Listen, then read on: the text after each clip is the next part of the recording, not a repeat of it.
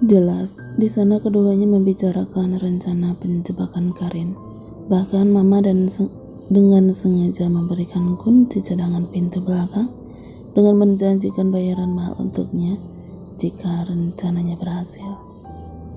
Bisa saja ini juga editan yang kamu lakukan untuk menipuku? Desisnya dengan suara bergetar, menahan rasa kecewa sekaligus marah. Aku bersumpah, kali ini aku jujur. Sautnya cepat. Beberapa hari ini aku selalu mimpi buruk. Wajah istrimu yang sedang menangis sering datang di mimpi dan itu membuatku tidak bisa tenang. Aku merasa sangat berdosa. Pria itu menunduk dan terisak pelan. Tidak berselang lama dia kembali menatap Malik dengan matanya yang memerah. Merogoh sesuatu dari saku jaketnya lalu menyodorkan amplop coklat kecil. Apa itu? Ambillah, ini uang bayaran dari mamamu. Berikan kembali kepadanya. Aku tidak mau membiayai pengobatan ibu dan adik-adikku dengan uang haram. Malik termenung menatap amplop di tangan pria itu. Jadi, ini semua benar. Karin difitnah, dan aku percaya hal itu begitu saja. Malik terdiam dengan hati berdenyut sakit. Bayangan kelam malam itu kembali hadir bak cuplikan film di dalam kepalanya. Mata semakin memanas dan perih, hingga tanpa terasa ada yang menetes begitu saja di pipinya. Karin. Malik memandang telapak tangan kanan yang gemetar. Tangan itulah yang pernah menampar wajahnya dengan sangat keras, tapi Karin tidak menangis. Karin. Lirihnya dengan air mata mulai menetes deras tidak tertahan. Maaf, aku sungguh menyesal. Pria itu meletakkan amplop coklat di hadapan Malik, lalu berdiri. Semoga kamu belum terlambat untuk memperbaiki semuanya. Aku ingin minta maaf langsung kepada istrimu kalau kamu mengizinkan. Malik tertawa kecil sambil menangis. Istriku, dia sudah pergi. Aku mengusirnya. Malik menunduk sembari meremas-remas rambut dengan frustasi. Tolong, jangan masukkan aku ke penjara. Aku harus merawat ibu dan adik-adikku karena ayah sudah tiada. Kamu bisa menyiksa aku sepuasmu, asal kesalahanku ini dimaafkan. Pintanya masih dengan posisi berdiri. Ini kartu namaku. Dia meletakkan secercik kartu nama di atas amplop. Ada alamat tempat kerja di mana aku bertugas sebagai security. Kamu bisa datang kapan saja jika ingin melampiaskan amarahmu lagi. Tanpa menggubris perkataannya, Malik langsung menyambar amplop coklat dan kartu nama itu, lalu berlari cepat keluar taman. Karin, maafkan aku. Karin, maafkan aku. Saking terburu-burunya ditambah lagi dengan tangan yang gemetar, kunci motor sampai terjatuh beberapa kali saat hendak memasukkannya ke kotak motor. Membuatnya seketika mengumpat karena kesal. Setelah berhasil, secepatnya dia memacu kuda besi itu menuju panti asuhan di mana Karin berada sekarang.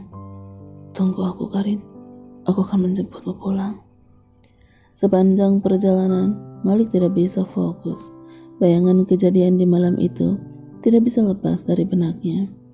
Karin yang tengah menangis, Karin yang bersimpuh di hadapan kaki pria bayaran mama. Hingga akhirnya dia meminta dijatuhkan talak dengan raut wajahnya yang begitu tenang. Setelah lebih dari setengah jam berjibaku dengan kemacetan, akhirnya Malik tiba di panti asuhan. Malik memarkirkan motor asal, lalu berjalan cepat menghampiri ibu panti yang kebetulan sedang menyapu daun-daun kering di halaman. Malik? Beliau terkejut melihat kedatangan Malik. Assalamualaikum, Bu. Salamnya dengan jantung yang berdetak cepat tidak karuan. Apa Karin sudah menceritakan masalah kami pada Bu Wati ya? Waalaikumsalam. Tanganmu kenapa luka-luka begitu, nak? Bu Wati menatap Malik khawatir. Tidak apa-apa, Bu. Hanya kecelakaan kecil saja. Jawabnya sembari mencuri-curi pandang ke dalam rumah panti. Ayo, masuk dulu. Ibu Wati menyandarkan sapu lidi di badan pohon, lalu berjalan lebih dulu. Duduk, nak, biar ibu buatkan minum dulu ya. Iya Bu, terima kasih. Malik mengangguk lalu duduk dengan gelisah. Sesekali berdiri dan mengintip lebih dalam lagi demi mencari sosok yang dia rindukan. Kenapa Karin tidak muncul-muncul? Apa dia sedang pergi keluar? Tak lama kemudian Bu Wati kembali dengan membawa nampan berisi secangkir teh dan sepiring pisang goreng. Diminum nak, ucapnya setelah meletakkan hidangan itu di meja. Terima kasih Bu, maaf merepotkan, ucapnya lalu meneguk tehnya. Teh hangat yang masuk ke dalam tenggorokan cukup membuat Malik bisa sedikit lebih tenang.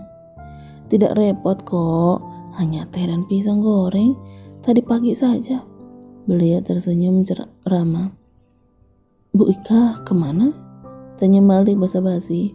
Bu Ika adalah wanita tua yang membantu Bu Wati mengelola panti asuhan kecil ini. Malik gugup dan sedikit malu jika langsung menanyakan tentang keberadaan Karin. Ada di halaman belakang, lagi menemani anak-anak panti yang kecil main. Oh iya, tumben nak Malik kesini, ada apa? Apa ini artinya Karin belum menceritakan tentang aku yang sudah mentalaknya? Anu Bu, itu apa Karin ada? Bu Wati malah mengerutkan keningnya saat mendengar pertanyaan itu. Karin? Maksud nak Malik apa? Bukannya Karin ada di rumah? Karin tidak ada di sini? Lalu di mana? Jadi Karin tidak datang ke sini, Bu? Tanya Malik dengan jantung berdebar gugup sekaligus khawatir. Ya, memang sih waktu itu Karin sempat datang malam-malam ke sini sampai Ibu juga kaget. Oh iya, apa kalian sedang ada masalah? Tidak biasa-biasanya Karin berkunjung tanpa mengabari dulu tengah malam lagi. Malik menelan ludah dengan kedua tangan saling meremas gugup. Sekarang Karinnya kemana Bu? Tanya Malik tanpa menjawab pertanyaan dirinya tadi. Loh, bukannya udah pulang lagi ya? Bu Wati kembali menatap Malik dengan ekspresi terkejut. Karin memang sempat menginap di sini, tapi kemarin pagi dia sudah kembali pergi. Dia membawa beberapa potong pakaian lamanya dari sini juga. Katanya mau dibawa pulang. Ibu pikir pulang ke rumah kamu. Memangnya Karin tidak pulang ke sana? Bu Wati mulai terlihat panik dan khawatir. Malik menggeleng pelan. Terus Karin kemana? Dia tidak punya siapa-siapa lagi selain kami. Bagaimana kalau terjadi sesuatu yang buruk? Bu Wati terlihat gelisah dan khawatir. Sebenarnya ada masalah apa? Tolong cerita pada ibu, desaknya penuh penekanan. Kami memang terlibat pertengkaran kecil, Bu. Jawab Malik berbohong. Ibu jangan khawatir ya. Saya akan mencari Karin sampai ketemu. Mungkin dia menginap di rumah teman lamanya, kata Malik sembari beranjak dan bangun dari sofa. Iya nak Malik, tolong cari Karin sampai ketemu ya. Perasaan ibu jadi tidak enak seperti ini. Ibu takut Karin kenapa-napa. Karin sudah ibu anggap seperti anak ibu sendiri. Dari bayi, ibu sudah merawatnya di sini. Iya Bu, ibu tidak perlu khawatir. Aku pasti akan menemukan Karin dan membawanya pulang. Aku pamit pergi dulu, kalau begitu Bu. Iya, silakan. Jangan lupa langsung kabari ibu kalau Karin sudah ketemu ya nak. Pasti Bu, nanti pasti langsung saya kabari. Assalamualaikum. Ucap Malik kemudian berlalu pergi dengan terburu-buru. Hati-hati nak, serunya dari depan pintu. Malik mengangguk melambaikan tangan, lalu memacu motor dengan cepat keluar dari halaman pintu asuhan. Karin, kamu di mana? Kemana aku harus mencarimu? Malik memacu motor semakin cepat, mendatangi satu persatu rumah teman Karin, tapi tetap tidak berhasil menemukan keberadaannya. Di tengah rasa putus asa sekaligus bingung, Malik menepikan motor di bahu jalan, termenung beberapa saat memikirkan kemungkinan tempat lain yang harus didatangi. Pikiran Malik langsung tertuju begitu saja pada Anthony. Bukankah Anthony masih mencintai Karin? Dia juga yang melihatnya pulang malam-malam ke panti ini. Bahkan dia marah besar atas apa yang dia lakukan kepada Karin. Mungkinkah Karin ada bersamanya? Bisa saja Anthony memberinya tempat tinggal sementara untuk bersembunyi dariku kan? Anthony pasti melakukan itu untuk balas dendam atas sikapku sama ini. Ya, ini pasti ulah dia. Aku yakin Karin pasti ada di sana. Dengan cepat dia memutar lagi kunci motor dan menyalakan mesinnya. Motor pun kembali melesat menuju rumah Anthony yang jaraknya sekitar 20 menitan dari situ. Sesampainya di tempat tujuan, dengan cepat Malik turun dari motor, lalu menekan bel di depan gerbang rumahnya Anthony. Cukup lama Malik berdiri sampai pada akhirnya seorang pria tua membukakan gerbang tersebut. "Cari siapa, Mas?" "Antoninya ada." "Saya temannya," jawab Malik dengan nada bergemuruh. "Mas Anthony lagi pergi ke depan, sebentar lagi juga pulang. Mari silahkan masuk. Mas tunggu di dalam aja." Pria tua itu mempersilahkan Malik masuk dengan ramah. "Terima kasih, Pak," ucapnya lalu mendorong motor dan memarkirkannya di halaman.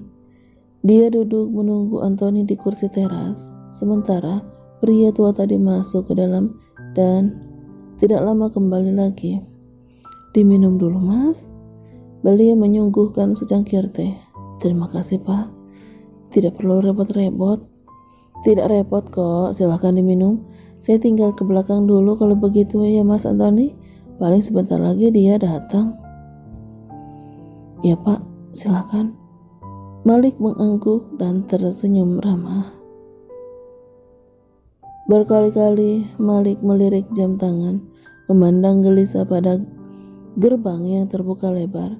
Sudah hampir 15 menit menunggu, tapi Anthony tidak kunjung terlihat batang hidungnya. Baru saja Malik berdiri dan berniat pergi, orang yang ditunggu-tunggu pun datang. Langkah Anthony sampai terhenti sejenak dan terkejut melihat Malik. Akan tetapi akhirnya dia kembali melanjutkan langkah dengan raut wajah santainya. "Ada perlu apa kamu kesini?" "Tidak perlu basa-basi, di mana Karin?" Anthony mengernyitkan dahi dan tersenyum miring. "Apa maksudmu tanya tentang Karin padaku? Tidak perlu pura-pura seperti itu. Aku tahu kamu menyembunyikannya kan? Mengaku saja."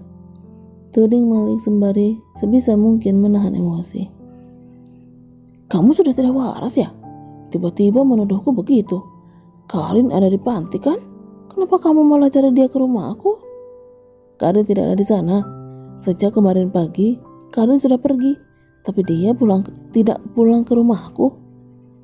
"Lalu kenapa jadi aku yang kamu salahkan?" "Karena aku tahu kamu pasti mengambil kesempatan dalam kesempitan. Kamu bantu dia untuk bersembunyi dariku kan? Kamu sengaja mengambil kesempatan ini untuk mendekatinya kembali. Mengaku saja, Anthony." Anthony menatap tidak percaya, lalu tertawa dan berlalu pergi begitu saja sambil menggeleng. "Aku sedang bicara denganmu, Ton." Malik menarik tangannya dengan kasar hingga dia kembali berbalik kepadanya. "Aku tidak tahu di mana Karin," sentaknya dengan tatapan tajam. "Lagi pula, untuk apa aku melakukan itu? Biarpun aku masih menyimpan rasa, tapi aku tahu etika." "Gila kamu, main nuduh orang sembarangan aja." Dengan kasar, dia menyentak tangan Malik yang mencekalnya. "Kalau bukan kamu, siapa lagi?" batin Malik membentaknya. "Mana aku tahu, memangnya aku suaminya? Yang punya tanggung jawab itu kamu, Malik." Dia mendorong dada Malik dengan kasar. "Kalau sampai terjadi sesuatu pada Karin, ingat perkataanku waktu itu. Aku akan memberikan kamu pelajaran." Desasnya dengan tatapan sinis. Terlihat dia begitu serius dengan ucapannya. "Apa benar dia tidak tahu tentang keberadaan Karin sekarang?" "Jadi kamu sungguh tidak tahu di mana Karin sekarang?" tanya Malik dengan nada mulai memelan. "Iya tidaklah. Aku hanya tahu dia pulang ke panti karena tidak sengaja melihatnya malam itu," sahutnya ketus, lalu duduk di kursi rotan. "Sebenarnya apa yang terjadi di antara kalian sih? Karin mana mungkin pergi dan menghilang begitu saja kalau tidak ada masalah besar. Tempat dia pulang satu-satunya ya panti asuhan itu." Malik kembali duduk dengan lemas, menunduk dengan kedua tangan menopang kepala. Malik mulai putus asa, harus mencari Karin ke mana lagi.